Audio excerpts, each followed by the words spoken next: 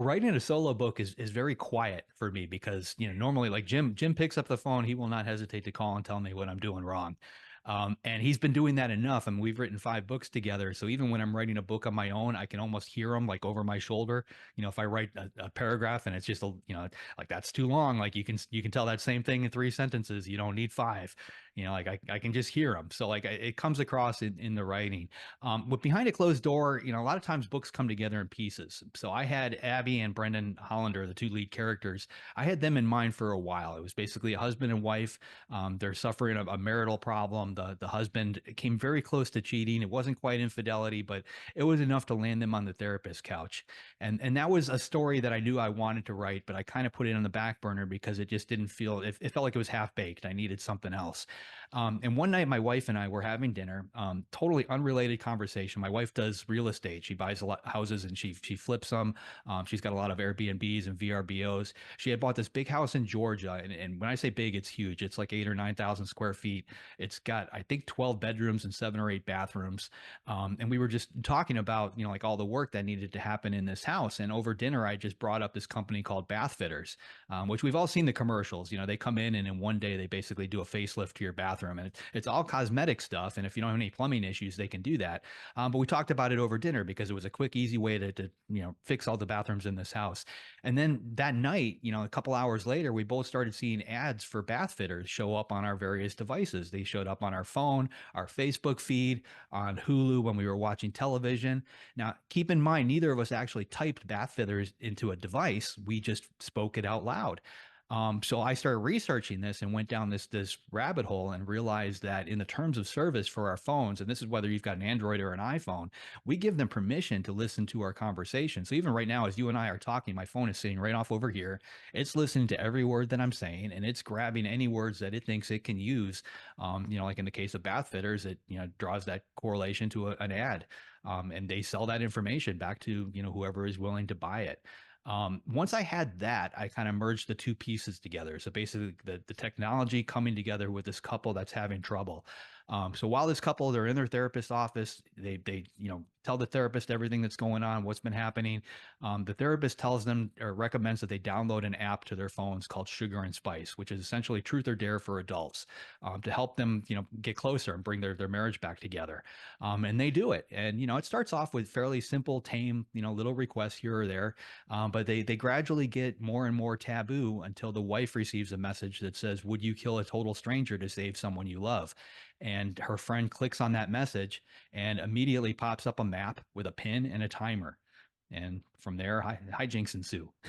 For me, when I'm writing it, it feels like I'm watching a movie play out in my head, and I'm just literally just there to document it.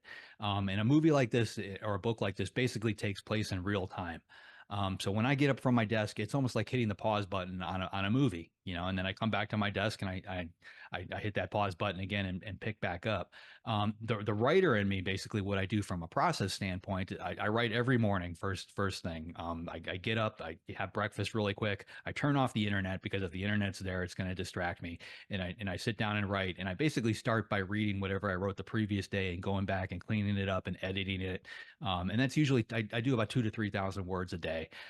So I'll go through those. And by the time I get to the end of that, my head is back in the story. I'm right there with the characters where I left off. And, I just immediately hit the ground running with that next sentence. When I'm pantsing a book, which is essentially making up the whole story as I go, that's very much what it's like. It's almost like driving through fog. Stuff gets closer and then all of a sudden it gets a little bit more visible.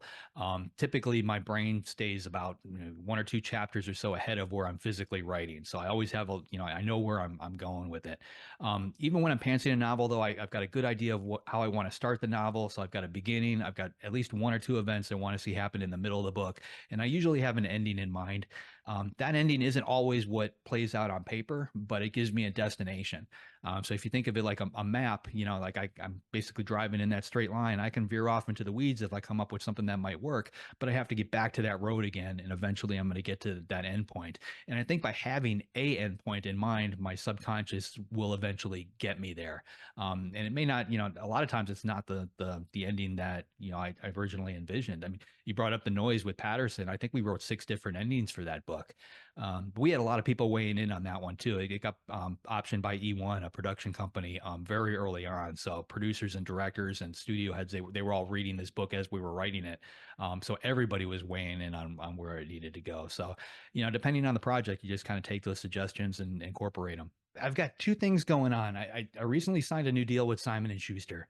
Um, and this is a big one for me. So when we were shopping behind the closed door, we knew we had a lot of publishers that were interested in it, like we started getting phone calls from Netflix and Sony, like all these studios. We sold the film rights before the publication rights, and I knew I was going to get a publishing deal. But I got a phone call from a friend of mine who worked at Penguin Random House, and she said, "An editor here loves your book. They're gonna offer on it. You need to turn it down." And I said, why? And she said, well, Penguin Random House is about to lay off a lot of people, and your editor is on that list. Um, so I quickly told my agent this, and like a day or two later, I got a similar phone call from somebody over at HarperCollins, and that really got me thinking because the industry has been going through, pretty much a big shakeup, since Amazon, but it's been a nonstop thing.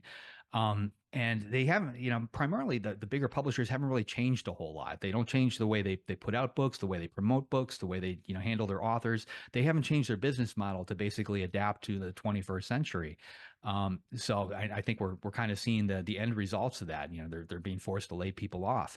So I picked up the phone and I called a friend that works at Simon and Schuster, and I ended up working out a deal with them where they basically took on my imprint, which is Hampton Creek Press, as an imprint on their label. So they're going to handle all of my print, distribution, and that type of thing, and my sales. And I don't have to worry about it anymore. So if I want to put out a book, I basically put it out through my own publishing company with Simon and Schuster as the backbone. One of the projects I've been working on, because I came out of the book doctor world and just I love working with co-authors, I'm working on a series of co-authored titles. So I've got 8 different books in the works with other authors that I've worked with in the past, and I'm basically holding their hand from the beginning, creating the idea for the story all the way through that last page and walking them through my writing process. Hopefully creating some really cool, fast-paced, psychological thrillers, suspense, a little bit of horror. But I'm going to see where that goes.